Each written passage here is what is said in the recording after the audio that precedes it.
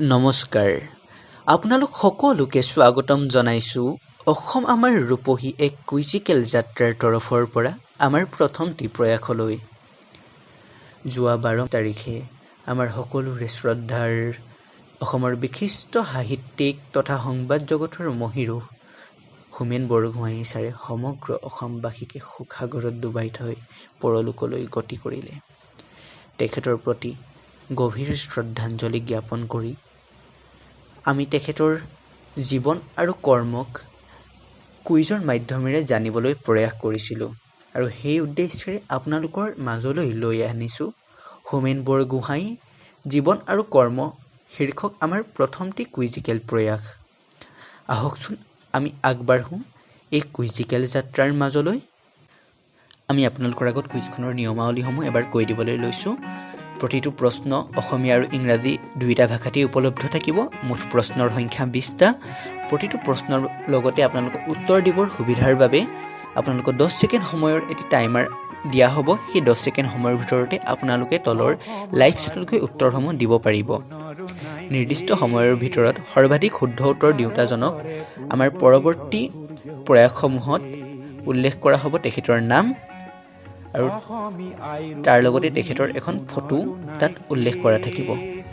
গতিকে আহকচোন আগবাঢ়োঁ আমি প্ৰথমটি প্ৰশ্নৰ মাজলৈ।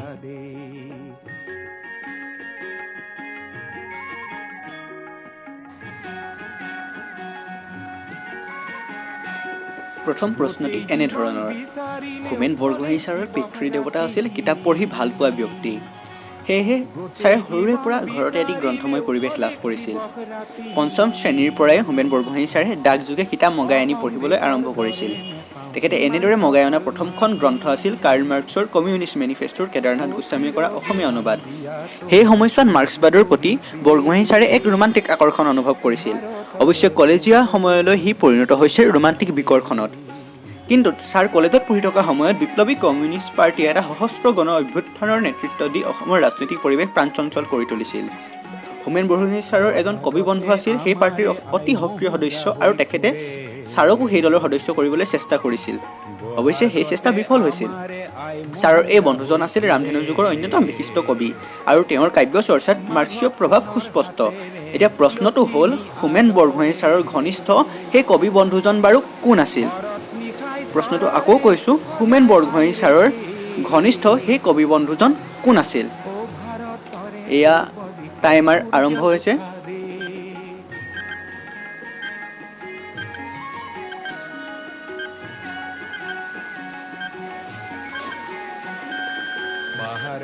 আহকচোন আমি উত্তৰটি চাওঁ। উত্তৰটি হ'ল পথাৰৰ কবি ৰাম গগৈ। এতিয়া দ্বিতীয়টি প্ৰশ্নলৈ আমি আগবাঢ়িছোঁ। এই ঘটনাটো আছিল 1947 চনৰ।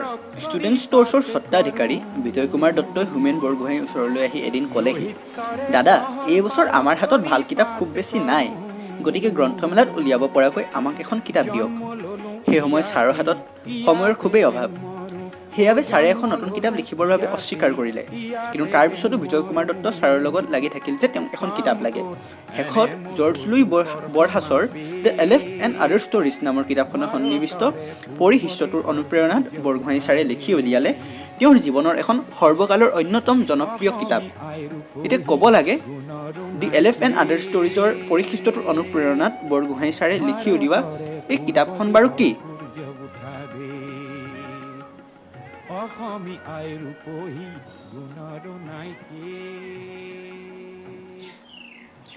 টাইমাৰ আৰম্ভ হৈছে।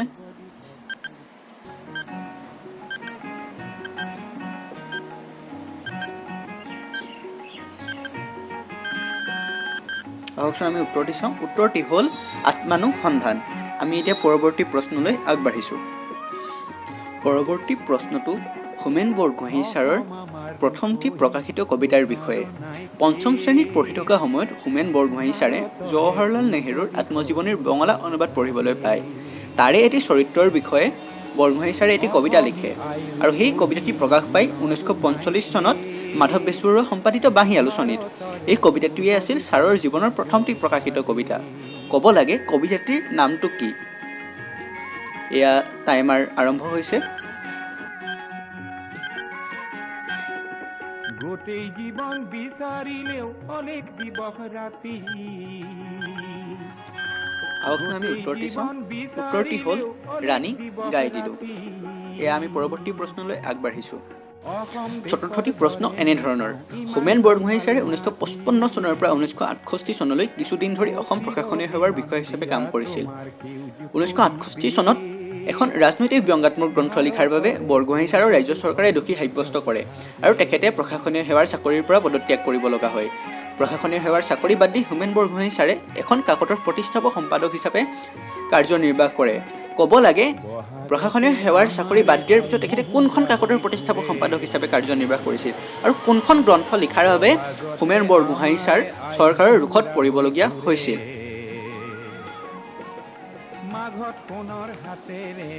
এয়া আমি টাইমাৰ আৰম্ভ কৰিবলৈ লৈছোঁ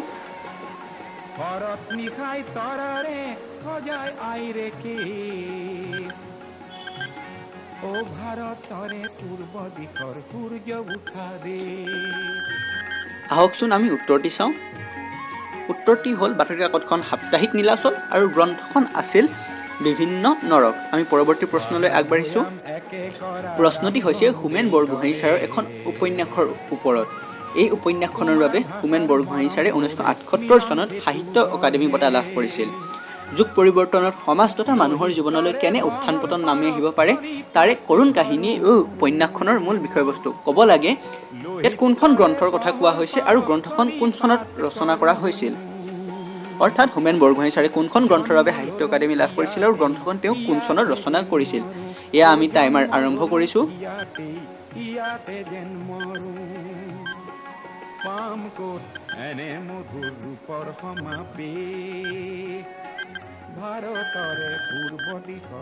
উত্তৰটি আন একো নহয় সেয়া হৈছে পিতা পুত্ৰ আৰু 1974 চনৰ 31 ডিচেম্বৰত হোমেন বৰগোহাঞি ছাৰে এই উপন্যাসখন লিখি শেষ কৰিছিল এয়া আমি পৰৱৰ্তী প্ৰশ্নলৈ আগবাঢ়িছোঁ এইখন চলচ্চিত্ৰ মহোৎসৱ আৰম্ভ হৈছিল 1948 চনৰ 23 আগষ্টত ইয়াত প্ৰদৰ্শিত প্ৰথমখন চিনেমা আছিল গিয়কম জেণ্টিলমুৰ ঔ চলেলিঅ হোমেন বৰগোহাঞি ছাৰৰ হালধীয়া চৰাই বাওধান খাইৰ আধাৰত নিৰ্মিত চলচ্চিত্ৰখনৰ বাবে এই মহোৎসৱত ইন্দ্ৰবনীয়ে লাভ কৰিছিল শ্ৰেষ্ঠ অভিনেতাৰ সন্মান আৰু চলচ্চিত্ৰখনে লাভ কৰিছিল দ্বিতীয় শ্ৰেষ্ঠ চলচ্চিত্ৰৰ সন্মান ইয়াত কোনখন চলচ্চিত্ৰ মহোৎসৱৰ কথা কোৱা হৈছে বাৰু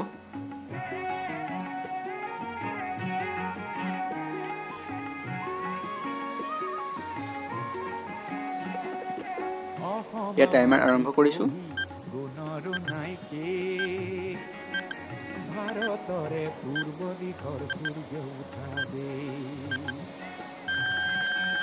আহকচোন আমি চাওঁ চলচ্চিত্ৰ মহোৎসৱখনৰ নামটো কি সেয়া হৈছে লুকাৰ্নো আন্তঃৰাষ্ট্ৰীয় চলচ্চিত্ৰ মহোৎসৱ এয়া আমি সপ্তমটি প্ৰশ্নলৈ আগবাঢ়িছোঁ হোমেন বৰগোহাঞি ছাৰৰ জন্মৰ আগৰ পৰাই তেওঁলোকৰ ঘৰখনত বাতৰি কাকত আৰু আলোচনী পঢ়াৰ এটা পৰিৱেশ আছিল গতিকে ডিব্ৰুগড়ত যেতিয়া হোমেন বৰগোহাঞি ছাৰে ছাত্ৰ জীৱন আৰম্ভ কৰিছিল তেখেতে এখন বাতৰি কাকতৰ গ্ৰাহক হোৱাৰ প্ৰয়োজন তীব্ৰভাৱে অনুভৱ কৰিলে আৰু সেই হেতুকে তেখেত থকা মেচটোৰ কাষৰ উকিলৰ ঘৰত বাতৰি কাকত দিবলৈ অহা হকাৰজনৰ পৰা আসাম ট্ৰিবিউনৰ গ্ৰাহক হ'ল 1950 চনত বৰগোহাঞিদেৱে ডিব্ৰুগড় এৰিলে তাৰ 42 বছৰ পিছত তেখেত 1992 চনত ডিব্ৰুগড়ৰ কানৈ কলেজত এটা স্মাৰক বক্তৃতা দিবলৈ নিমন্ত্ৰিত হ'ল তেখেতে উদ্যোক্তাসকলক ধেমালিৰ চলেৰে এই বুলি ক'লে যে তেওঁলোকে সেই হকাৰজনক বিচাৰি উলিয়াই আনি দিব লাগিব অৱশেষত সুদীৰ্ঘ 42 বছৰৰ মূৰত একেটা ৰূপ আৰু একেযোৰ হাততেই হকাৰজন আৰু বৰগোহাঞি ছাৰৰ সাক্ষাৎ হ'ল ছাৰৰ ভাষাৰে সেই সময়ত কল্পনাও কৰিব পৰা নাছিলোঁ যে এই হকাৰজনে মোৰ জীৱনৰ গতি কিছু পৰিমাণে সলনি কৰি দিব আৰু তেওঁ মোৰ জীৱনত হৈ ৰ'ব এজন অবিস্মৰণীয় মানুহ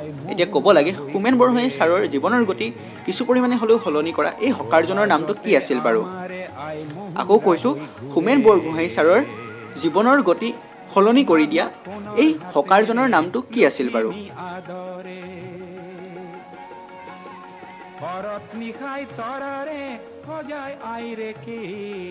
এয়া আমি টাইমাৰ আৰম্ভ কৰিছোঁ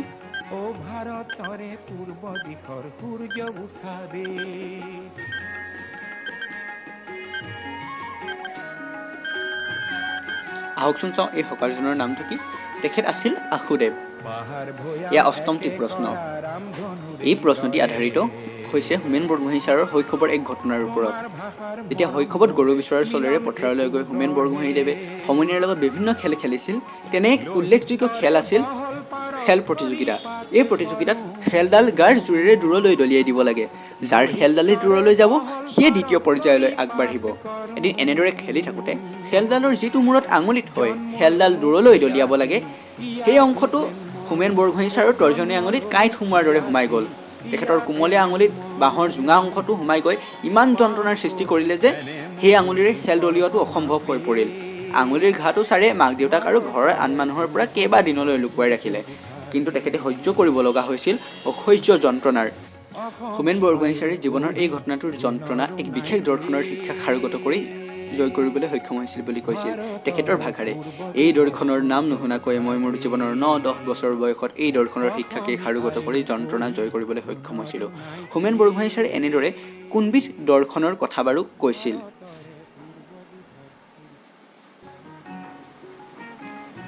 এয়া আমি টাইমাৰ আৰম্ভ কৰিছোঁ।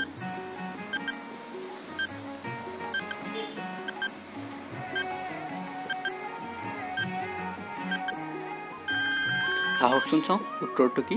উত্তৰটি হ'ল ষ্টইক দৰ্শন বা ষ্টইক ফিলচফি। এয়া আমি আগবাঢ়িছোঁ পৰৱৰ্তী প্ৰশ্নলৈ। হোমেন বৰগোহাঁঞি ছাৰে ঘৰৰ পৰা আঁতৰত থাকি উত্তৰ লখিমপুৰ চৰকাৰী হাইস্কুলতো এবছৰ শিক্ষা গ্ৰহণ কৰিছিল।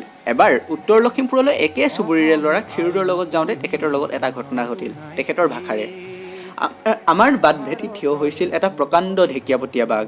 বাঘটো দেখা মাত্ৰকতে আমি দুয়ো ইজনে সিজনক সাৱটি ধৰি ধুমুহাই কঁপোৱা গছৰ দৰে কঁপিছিলোঁ আৰু বাঘৰ মুখত প্ৰাণ হেৰুৱাবলৈ চকু মুদি অপেক্ষা কৰিছিলোঁ। কিন্তু কেইবাটাও অন্তহীন মুহূৰ্ত পাৰ হৈ যোৱাৰ পিছতো বাঘটোৱে আমাক আক্ৰমণ কৰাৰ উমঘাম নেদেখি আমি দুয়ো ভয়ে ভয়ে চকু মেলিলোঁ। বিখ্যাত চিকাৰী জিম কৰবেটে বাঘক অৰণ্যৰ ভদ্ৰ লোক বুলি বৰ্ণনা কৰিছে। আমি সেইদিনা জিম কৰবেটৰ কথা সঁচা বুলি প্ৰমাণ পালোঁ। ভদ্ৰলোক বাঘটোৱে ভয়াৰ্ত দুটা ল'ৰাক পুতৰ চকুৰে চাই জাপ মাৰি ইকৰা সাগৰীৰ হাবিত অদৃশ্য হৈ গ'ল। হোমেন বৰগোহাঁঞি ছাৰে এটা প্ৰবন্ধত এই সত্য কাহিনীটো সবিস্তাৰে লিখিছিল। প্ৰবন্ধটোৰ নামটো বাৰু কি আছিল? এয়া আমি টাইমাৰ আৰম্ভ কৰিছোঁ।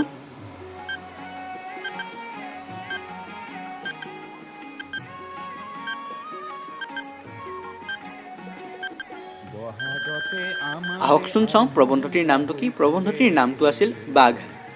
এয়া আমি দশমটি প্ৰশ্নলৈ আগবাঢ়িছোঁ। দশম প্ৰশ্নটি হোমেন বৰগোহাঁঞি ছাৰৰ এখন উপন্যাসৰ বিষয়ে। উপন্যাসখনৰ মাজেদি ছাৰে বাৰ্ধক্যই গ্ৰাস কৰা মানুহৰ বৃদ্ধাৱস্থাটোক সুন্দৰকৈ উপস্থাপন কৰিছে, লগতে জীৱন সম্পৰ্কে বহুতো গুৰুত্বপূৰ্ণ কথা বৰ্ণনা কৰিছে। উপন্যাসখনৰ মূল চৰিত্ৰসমূহ হৈছে দিলীপ, বুঢ়া দেউতাক, কালিৰাম পণ্ডিত, দিলীপৰ পত্নী সাবিত্ৰী, পুত্ৰ কুণাল, জীয়ৰী অদিতি, উকিল কাৰ্তিক বসু, দিলীপৰ বন্ধু চন্দ্ৰ আৰু অন্যান্য গৌণ চৰিত্ৰসমূহ। ইয়াত বাৰু কোনখন উপন্যাসৰ কথা কোৱা হৈছে? এয়া আমি টাইমাৰ আৰম্ভ কৰিছোঁ।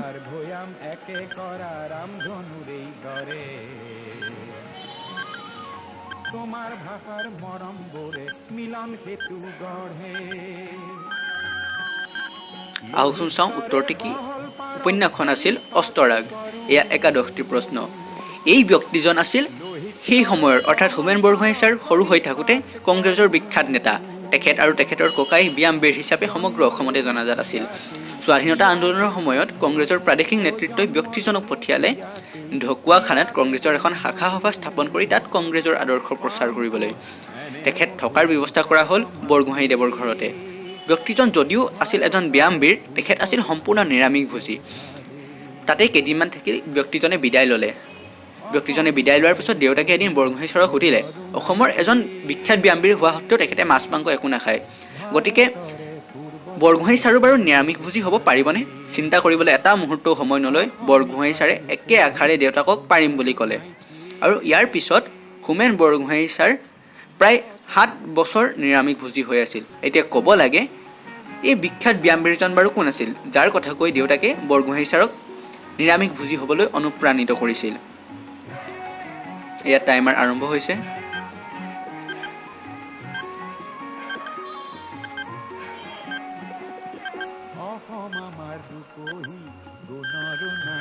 আহক আমি উত্তৰ দি চাওঁ। ব্যায়ামবীৰজন আছিল হৰিনাৰায়ণ বৰুৱা। তেখেত কংগ্ৰেছৰ এজন বিখ্যাত নেতাও আছিল। এই প্ৰশ্নটি আমি সজাই আনিছোঁ হোমেন বৰগোহাঁঞি ছাৰৰ এখন ব্যক্তিগত ৰচনাৰ ওপৰত। হোমেন বৰগোহাঁঞি ছাৰে শৈশৱ আৰু কৈশোৰত সমনীয়াৰ সৈতে নানা খেল খেলিছিল। মজলীয়া স্কুলত পঢ়ি থকা সময়ত ছাৰৰ আৰু তেওঁৰ লগৰীয়াসকলৰ প্ৰিয় খেল আছিল ফুটবল। এই ফুটবল উন্মাদনা উত্তৰ লখিমপুৰ চৰকাৰী হাইস্কুলত এবছৰ পঢ়া সময়লৈকে স্থায়ী হৈছিল। অৱশ্যে 1946 চনত ডিব্ৰুগড় চৰকাৰী হাইস্কুলত পঢ়িবলৈ যোৱাৰ লগে লগে ফুটবলে বৰগোহাঁই ছাৰৰ জীৱনৰ পৰা মেলানি মাগিলে।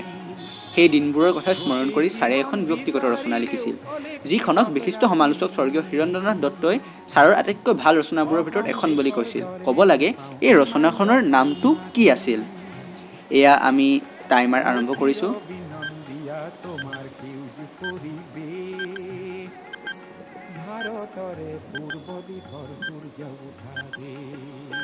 আহকচোন চাওঁ উত্তৰটি কি। উত্তৰটি হ'ল এখন অবিস্মৰণীয় ফুটবল খেল। এয়া ত্ৰয়োদশটিৰ প্ৰশ্ন।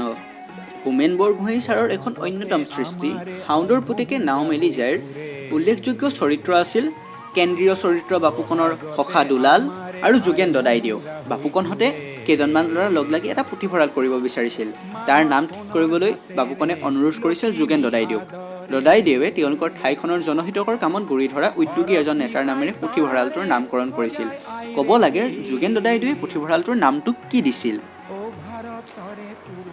এয়া আমি টাইমাৰ আৰম্ভ কৰিছোঁ।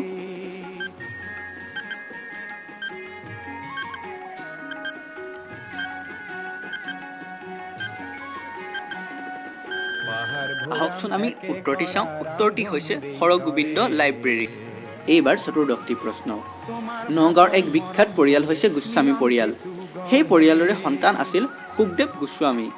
তেখেতৰ ব্যক্তিত্ব আৰু বক্তৃতাই হোমেন বৰগোহাঁই ছাৰৰ মনত দকৈ সাঁচ বহুৱাইছিল। এই সুখদেৱ গোস্বামী কম বয়সতে উচ্চ শিক্ষাৰ কাৰণে ইংলেণ্ডলৈ গৈছিল। তেনে সময়তে আৰম্ভ হ'ল দ্বিতীয় বিশ্বযুদ্ধ। সুখদেৱ গোস্বামীকে ধৰি ইংলেণ্ডত অধ্যয়ন কৰি থকা আটাইকেইজন অসমীয়া ছাত্ৰ ইংলেণ্ডতে অনিৰ্দিষ্ট কাললৈ আবদ্ধ হৈ থাকিব লগা হ'ল। কিন্তু সেই সময়ছোৱাতে সুখদেৱ গোস্বামীয়ে ইংলেণ্ডৰ চুবুৰীয়া ল'ৰা ছোৱালীবোৰৰ মাজত এটি বিশেষ অসমীয়া থলুৱা খেলৰ প্ৰচলন কৰি সুখ্যাতি অৰ্জন কৰিলে। সেই খবৰ ৭ সাগৰ ১৩ নদী পাৰ হৈ অসমীয়াসকলৰ কাণতো পৰিলহি। সেই সময়ৰ অসমীয়া বাতৰি কাকত আৰু আলোচনীত খবৰটো ওলাল। ক'ব লাগে সুখদেৱ গোস্বামীয়ে ইংলেণ্ডত কোনটি অসমীয়া থলুৱা খেলৰ প্ৰচলন কৰিছিল? এয়া টাইমাৰ আৰম্ভ হৈছে।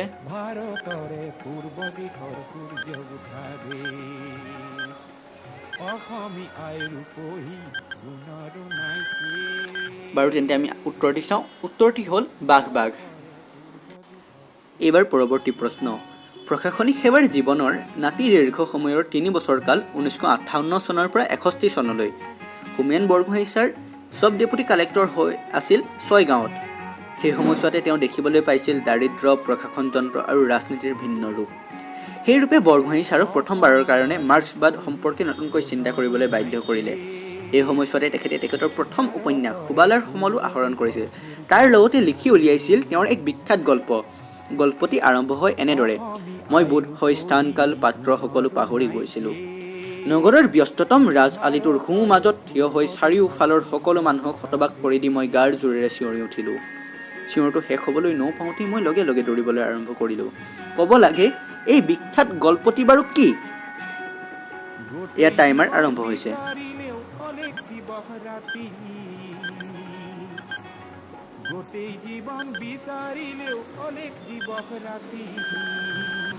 হয়, গল্পটি আন একো নহয়, সি হৈছে ইছমাইল শেখৰ সন্ধানত। ষষ্ঠদশ প্ৰশ্নটি এনেধৰণৰ: হোমেন বৰগোহাঁই ছাৰৰ এই গ্ৰন্থখন প্ৰথম প্ৰকাশ হৈছিল 2004 চনৰ অক্টোবৰ মাহত। গ্ৰন্থখনৰ বাবে ইংলেণ্ডৰ পৰা কিতাপ পত্ৰ কঢ়িয়াই আনি দিয়াৰ বাবে কৃতজ্ঞতা জনাই ছাৰে গ্ৰন্থখন অৰ্পণ কৰিছিল জয়ন্তী চুতীয়াৰ হাতত। গ্ৰন্থখন আগবাঢ়িছে এজন অধ্যয়ন পিপাসু উকিল হৰিনাথ পাঠক আৰু এজন ছাত্ৰ দেৱব্ৰতৰ কথা বাৰ্তাৰ মাজেদি। গ্ৰন্থখনৰ মূল বিষয়বস্তু এজন বিখ্যাত বিজ্ঞানীৰ জীৱন আৰু কৰ্ম। গ্ৰন্থখনৰ আৰম্ভণি হৈছে হৰিনাথ পাঠকৰ পঢ়া কোঠাত। ক'ব লাগে খুবেই মনোৰম। এই গ্ৰন্থখনৰ নামটো কি? এয়া টাইমাৰ আৰম্ভ হৈছে।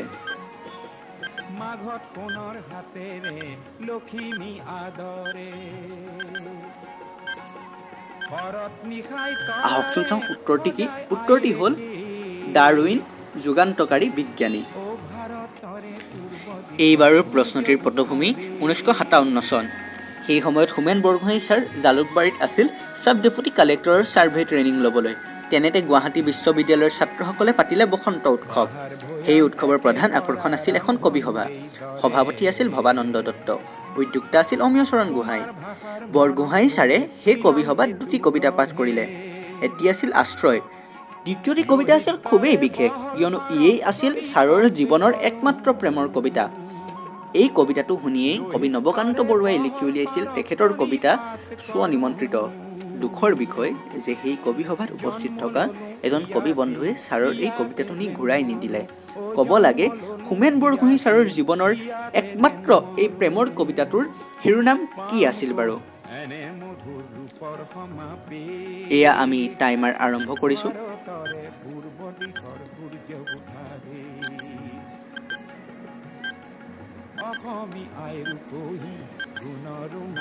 আহকচোন চাওঁ উত্তৰটো কি?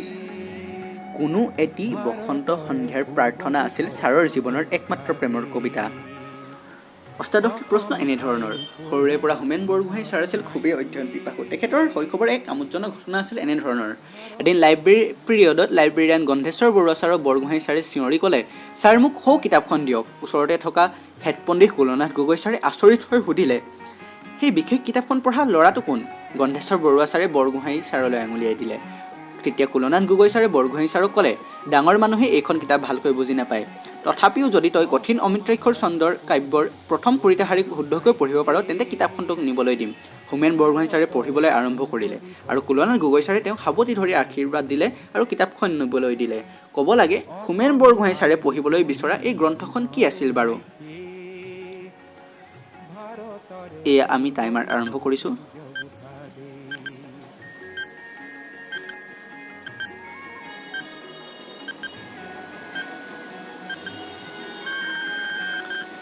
আহকচোন আমি উত্তৰটি চাওঁ।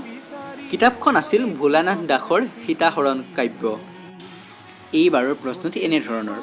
1977 চনৰ 8 জুন তাৰিখে হোমেন বৰগোহাঞি ছাৰে ৰচনা কৰিছিল মৃত্যুৱে যাক মাৰিব নোৱাৰে শীৰ্ষক এক প্ৰবন্ধ।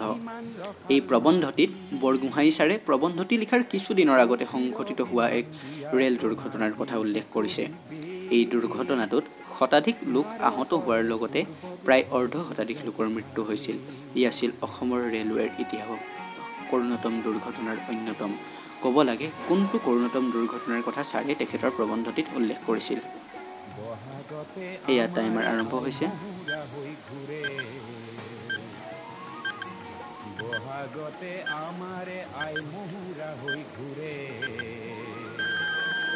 আহকচোন চাওঁ উত্তৰটো কি? দুৰ্ঘটনাটো আছিল 1977 চনৰ 30 মে'ৰ দিনা গুৱাহাটীৰ সমীপত বেকী নৈৰ ওপৰত ৰেলৱেৰ দলং ভাঙি নদীত ৰেল বাগৰি সংঘটিত হোৱা বেকী নদীৰ ৰেল দুৰ্ঘটনা।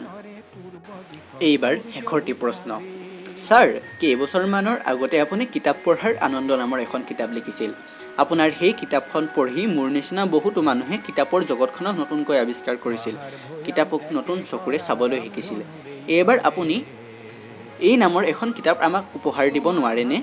এজন অচিনাকি মানুহে 2002 চনত কৰা এই অনুৰোধৰ ফলশ্ৰুতিয়ে আছিল হোমেন বৰগোহাঞি ছাৰে ৰচনা কৰা এই গ্ৰন্থখন, যিখন প্ৰকাশ হৈছিল 2007 চনত। খুবেই কম সময়ৰ ভিতৰত কেইবাটাও সংস্কৰণ প্ৰকাশ পোৱা এই গ্ৰন্থখনৰ নামটো বাৰু কি?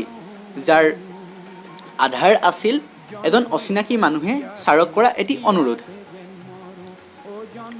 এইবাৰ আমি টাইমাৰ আৰম্ভ কৰিছোঁ।